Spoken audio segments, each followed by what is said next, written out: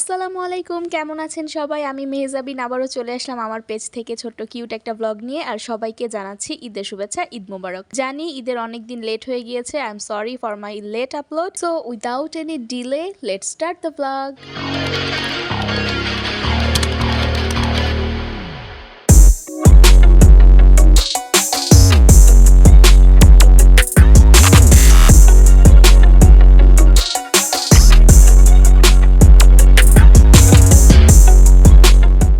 আজকে আমি আর আমার মামাতো ভাই মুয়াজ বাবু চলে এসেছি রেস্টুরেন্টে পিৎজা কিনতে। আর মুয়াজ বলছিল ও নাকি আজকে 2টা পিৎজা খাবে, এই জন্য হাত দিয়ে 2 দেখাচ্ছিল।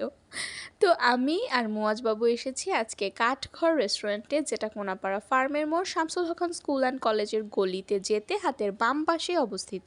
যেহেতু ঈদের 2 দিন পরই আমার ছোট ভাই মানে আকিবের জন্মদিন ছিল, তো আমি অনলাইনে অনেক পেজ ঘাটাঘাটি করছিলাম, but they are not available that time cause ঈদের বন্ধ ছিল, হোম ডেলিভারি অফ ছিল। অনেকগুলো রেস্টুরেন্টে কন্ট্যাক্ট করেও আমি তাদের সাথে ডিল ডান করতে পারছিলাম না, তো আমি চলে আসলাম কাঠঘর ক্যাফেতে।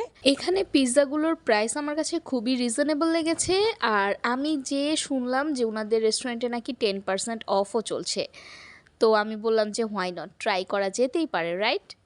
তো আমি 2টা 10 ইঞ্চের চিকেন পিৎজা অর্ডার করে দিলাম। দেন ভাইয়া বললো যে আমাদের 30 মিনিটের মতো ওয়েট করতে হবে। তখন আর কি করার, আমাদের সময় কাটছিল না। তারপর 2 ভাই বোন মিলে আমরা রক পেপার সিজার খেলছিলাম।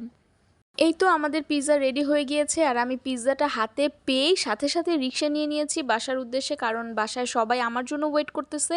আর জিম আগে থেকেই কেক নিয়ে এসে লুকিয়ে রেখে দিয়েছে, কারণ এটা আকিবের জন্য আমাদের 2 বোনের প্ল্যান করা একটা সারপ্রাইজ ছিল। তাড়াতাড়ি করে বাসায় চলে আসলাম। আর মুয়াজ নিজে নিজেই পিৎজা 2টা নিয়ে উপরে উঠতেছিল, cause he was very excited. বাসায় এসে জিম আর আমি মিলে তাড়াতাড়ি করে পিৎজা আর কেকগুলো ডেকোরেট করছিলাম। আর আমরা 2জন সারাদিন আকিবকে কোনো উইশ করি নাই। ও ভুলেই গেছিল ওর বার্থডে, ও মনে করছে আমরাও ভুলে গেছি, কিন্তু আমরা কি আমাদের একমাত্র ভাইয়ের বার্থডে কি ভুলতে পারি? যাই হোক, ওকে অন্য রুমে রেখে আমরা এগুলো রেডি করেছি। আর এখন ও আসবে, ওকে সারপ্রাইজ দিব।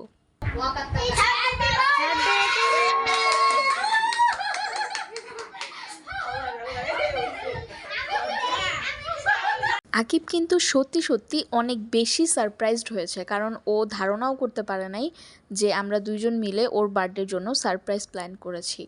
কারণ আমাদের বাসায় বার্থডে সেলিব্রেশন হয় না, আমরা কারো বার্থডে সেলিব্রেশন করি না। এটা আমার বাবাও পছন্দ করতেন না, আম্মুও পছন্দ করে না, আমিও পার্সোনালি পছন্দ করি না। কিন্তু আকিবের বার্থডে কখনোই ওইভাবে সেলিব্রেট হয় নাই। ও ছোটো থেকে মাদ্রাসায় পড়ছে, মাদ্রাসায় থাকতো সবসময়। হয়তো আম্মু ভালো টালো একটু রান্না টান্না করে ওকে খাওয়াইতো, বাট ওইভাবে কখনো সেলিব্রেট করা হয় নাই। এই জন্য এবার জাস্ট আমাদের 2 বোনের ছোট্ট একটু প্রয়াস ওকে খুশি করার, এর বেশি কিছুই না।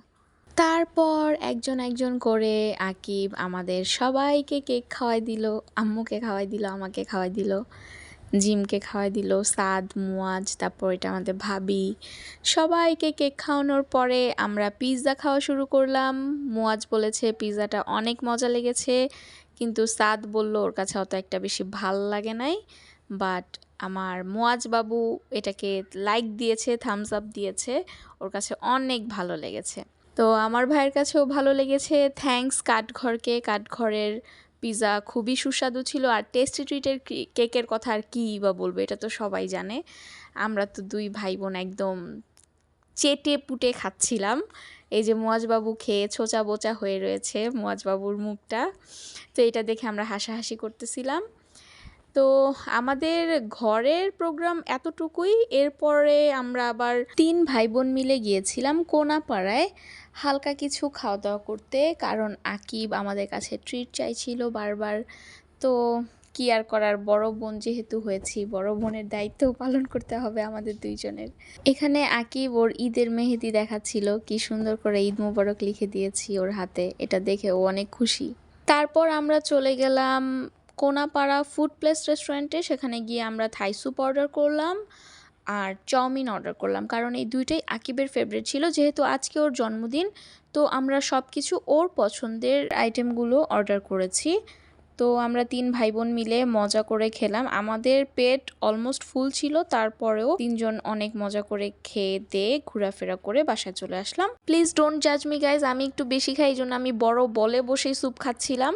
তো আমাদের ঘোরাফেরা খাওয়া-দাওয়া আজকের মতো এ পর্যন্তই। দেখা হবে আবার নেক্সট কোনো ভ্লগে। সবাই আমার ভাইয়ের জন্য দোয়া করবেন, আমাদের জন্য দোয়া করবেন, আর আমাদের ভ্লগ ভালো লাগলে লাইক, কমেন্ট, শেয়ার করে পাশে থাকবেন। আল্লাহ হাফেজ।